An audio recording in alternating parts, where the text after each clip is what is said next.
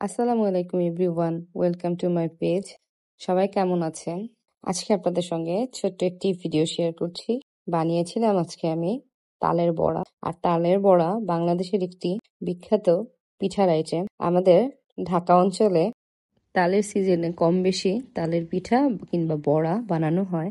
তো আজকে আমি সেটাই শেয়ার করব আমি কিভাবে বানিয়েছি। আপনাদের যদি ভালো লাগে আপনারাও এইভাবে খেতে পারেন। তো এর জন্যই আমি একটি মিক্সিং বোলে নিয়ে নিয়েছি 4 টেবিল চামচ পরিমাণ ময়দা, 4 টেবিল চামচ পরিমাণ চালের গুঁড়া, 4 টেবিল চামচ পরিমাণ সুজি, আর এরপর 5 টেবিল চামচ পরিমাণ তালের পাল্প। তালটা আমি কিভাবে রসটা বের করে নিয়েছি সেটার ভিডিও আমি আলাদা দিয়ে দিব। দিয়েছি পরিমাণ মতো অল্প একটু পানি, 6 টেবিল চামচ পরিমাণ চিনি। চিনিটা আপনারা পাউডার করেও দিতে পারেন কিংবা এমনিতেও দেওয়া। এর মধ্যে আমি দিয়ে দিয়েছিলাম 3 টেবিল চামচ পরিমাণ গুঁড়া দুধ, সামান্য একটু লবণ আর সামান্য একটু খাবার সোডা আর নারকেল কোড়ানো। এতে করে পিঠাটা খেতে খুবই ভালো লাগে।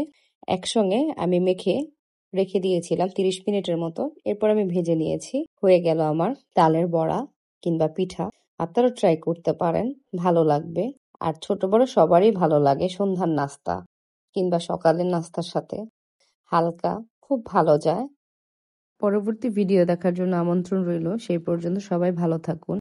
আল্লাহ হাফিজ।